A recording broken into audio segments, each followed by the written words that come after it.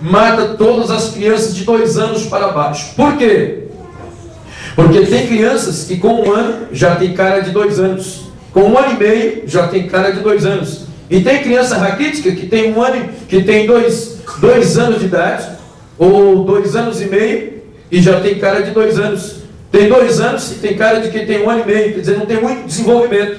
Então esta criança deveria ter aí cerca de 1 ano e meio. E ele disse, mata todas as crianças. Será que uma criança recém-nascida que acaba de nascer dá para se enganar com uma criança de 2 anos? É claro que não, jamais. Se olhar para uma criança que tem 2 anos, já vai ver que ela não tem ali 3 dias de vida, 1 semana de vida. E outra coisa, é quase 1000 quilômetros de distância de lá do Oriente até Jerusalém. Na ocasião, o transporte mais rápido era camelo. Será que havia condição de, no mesmo dia que viu a estrela sair e chegar? É impossível. Então, com certeza, Jesus já havia nascido há muito tempo. E em segundo lugar, esta criança que os pastores visitam está numa manjedoura. E esta criança que os magos visitam está numa casa. Não está no mesmo sítio, está em lugar diferente. E agora, observe que estes magos trazem a notícia e o rei, veja só, ele parou para pensar. Porque a notícia dos pastores não repercutiu, mas chegou no ouvido do rei. Quando os pastores divulgaram que o rei de Israel, o Messias prometido, havia nascido, eles divulgaram, chegaram ao ouvido do rei, mas o rei não deu ouvido, não fez muita questão. Mas quando os magos chegam e dá a notícia, ele tentou conjugar as duas informações. Ele tentou conjugar as duas informações, a informação que já havia antes dos pastores e agora com a dos magos. Esta informação dos magos, ele viu que se tratava do mesmo personagem, se tratava da mesma história. O que é que ele pensou? Então, o que os pastores disseram é verdade. Então, já temos mais ou menos uma ideia da idade do menino. Tem aproximadamente aí 1 ano, 1 ano e meio, 2 anos, que os pastores do campo estavam trazendo a mesma história. Agora tem esses magos com a mesma ideia, certamente se trata do mesmo caso. Então o que vamos fazer? Vamos matar essa criança para que não venha tomar o trono. Então, irmãos, aí está a história dos magos. Porém, fique bem sabendo que esses magos não foram a nenhum presépio. Esses magos não eram 3. Esses magos não eram reis. Esses magos não chegaram no dia do nascimento de Jesus. Então, a Bíblia, entre a Bíblia e a lenda, eu fico com a Bíblia. Entre a Bíblia e a história secular, eu fico com a Bíblia. Entre a Bíblia e as religiões, eu fico com a Bíblia. Amém, irmãos? Amém. Então é melhor seguir a Bíblia, porque não tem medo de errar. Indo mais avante, o presépio. Esse presépio moderno tem uma origem no ano de 1223, esse presépio moderno, que foi criado pelo chamado São Francisco de Assis. Ele foi quem deu origem na Itália desse presépio. A intenção dele não foi má, a intenção dele foi boa. Quando ele fez isso, ele queria trazer à mente das pessoas um Jesus simples, um Jesus sem riqueza, um Jesus sem tanta coisa.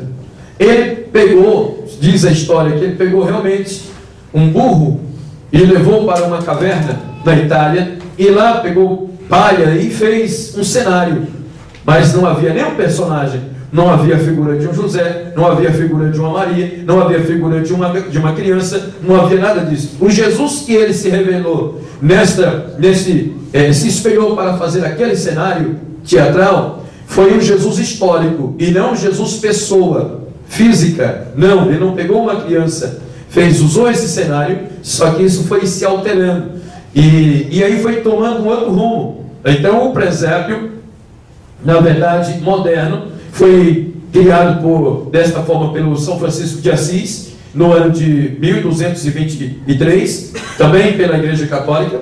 Mas o que eu quero se referir é que ele não ficou só nessa simplicidade, só aí. Ela tomou outra vertente e acabou se conjugando, pois esse presépio, na verdade, não ficou somente nesta simplicidade existente. Então, Qual a ligação do Pai Natal com o Natal? Qual a ligação? Irmãos, nós sabemos também que esse Pai Natal que existe hoje, esse Pai Natal, sabemos que é o bispo chamado de São Nicolau, que diz que ele dava presente para umas crianças de um pobre, um pai de família muito pobre, e ele ia e dava presente para aquelas crianças. Esse bispo foi adotado e foi aceito como santo, posteriormente foi colocado e adaptado com o Natal, que não tem nada a ver uma coisa com a outra, que o Natal em si, o Pai Natal em si tem uma ligação diferente, tem uma ligação com a Saturnália, é uma ligação muito direta com a Saturnália. A Saturnália, na verdade, é uma lenda. Em Roma havia um deus chamado Cronos, que é o mesmo que Saturno. E esse deus, nessa lenda, era um deus muito perverso, muito mau.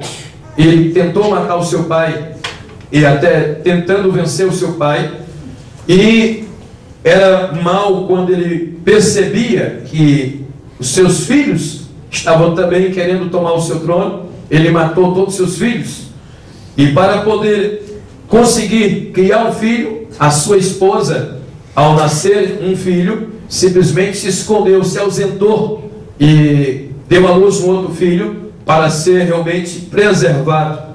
E esse filho que ela preservou, se chamava Zeus.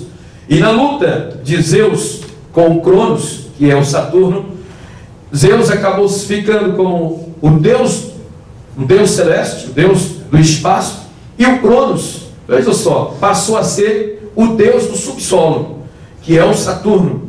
E esse deus, ele passou a ser realmente reverenciado pelos romanos, passou a ser adotado e aceito como o deus também da fertilidade romana.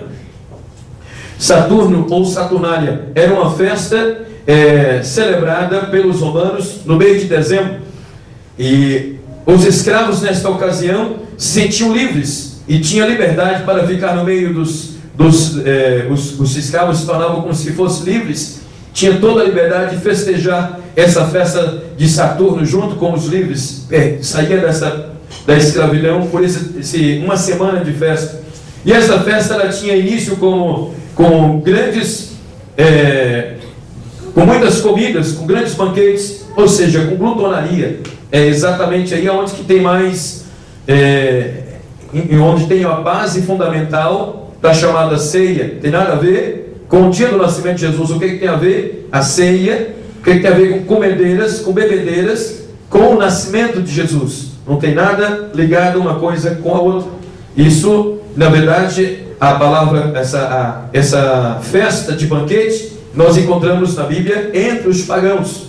E isso foi penetrando dentro do povo de Israel. Veja só, essa festa pagã, que era tida como realmente glutonaria, nós encontramos lá quando o rei Belsazar em Babilônia fazia suas grandes festas, e lá estava festejando os seus deuses, que ali era um dos deuses do vinho, o deus Baco, e ele trouxe os vasos de prata e de ouro de lá do templo de Jerusalém, e estava festejando, quando de repente a ira de Deus se acendeu mediante aquela festa. E aquela festa era festa de orgia e festa de comidas, de glutonarias. E Deus, não suportando aquela manifestação, manifestou-se Deus, escrevendo na parede, e disse: contado foste o teu rei, achado em falta, passou de ti. E naquela mesma noite, o rei Dario entrou na cidade de Babilônia, e o rei Belsazar foi destruído por completo, porque era exatamente uma das festas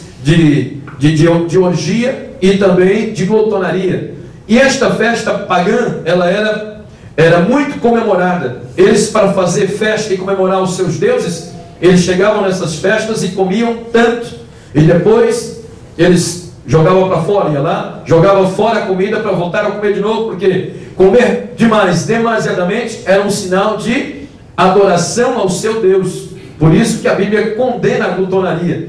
E nós vamos encontrar que esta festa foi adotada entre o povo de Israel, e também lá na igreja de Corinto havia, no dia da ceia, eles faziam isso, na festa chamada festa ágape, a festa do amor. E eles ali, Paulo disse assim, ó, quem tem fome come em casa, aqui não é para fazer esse tipo de coisa. E Paulo repreendeu duramente aqueles crentes da igreja de Corinto quando estavam se aderindo à glutonaria. Ele repreendeu profundamente. E a festa ao Deus, a festa a esse Deus Cronos, ou a Saturno, era uma festa de glutonaria. E por isso, irmãos, é daí que vem realmente esta habilidade nesse festejo de glutonaria. E sacrificavam também. E também havia muitas orgias.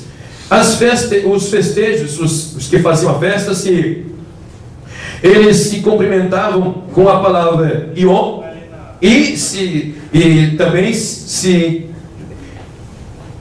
Ion a Saturno. E eles aplicavam também presentes e entregavam a outras pessoas. Ou seja, quando eles se cumprimentavam, antes usavam a palavra Ion Saturnália, e acompanhados de adorações e de simbologia, e levavam presentes a uns e outros. Isso era no dia da festa de Saturno que eles faziam isso. O príncipe, veja só o fundamento disso. O príncipe de Roma, ele vinha com uma máscara engraçada, com cores chamativas, e especialmente o vermelho, que era a cor dos deuses, e recorda exatamente a cor do Pai Natal, que foi exatamente por aí. Nesse dia dessa festa, ele colocava máscara, não era a sua fisionomia pessoal, era uma outra máscara, e ele se vestia de vermelho, porque isso vocês podem analisar. Eu não sei aqui, mas no Brasil, as cores do espiritismo predominante é o preto e vermelho. Então o vermelho é chamado as cores dos deuses da antiguidade. Então eles faziam exatamente isso. E estava representando o Deus do subsolo. E quando ele fazia isso, ele estava representando exatamente o Deus Crono, ou Saturno, ou seja, o Deus do subsolo. E eles acreditavam que nesta ocasião, esse Deus saía do mais profundo do subsolo para ele voltar às profundezas. Então eles comemoravam com festas e oferendas e presentes para tentar trazer o Deus novamente para o subsolo. Então veja a ligação que existe dentro desta festejo do Deus Saturno. Então o Saturno, que era o Deus do subsolo, eles acreditavam, os romanos, que nesta ocasião do inverno ele saía do subsolo e eles tentavam tratar ele com muita honra, com presentes, com festejo, para ele voltar para o subsolo. E isto eles faziam desta forma. Quer dizer, quando eles estavam trocando presentes, quando eles se cumprimentavam, como se dissesse oi Saturnália, ou entregavam presente uns aos outros, estavam fazendo aquilo que o Deus Saturno exigia. E eles queriam que Saturno voltasse para o subsolo para não acender a ira. Esta era a maneira que eles se utilizavam. E isso era tudo feito na semana do dia 25 de dezembro. Então, quando chegou na época... e aí eu fazendo uma análise, e eu encontrei, irmãos, a declaração do site da própria Igreja Católica.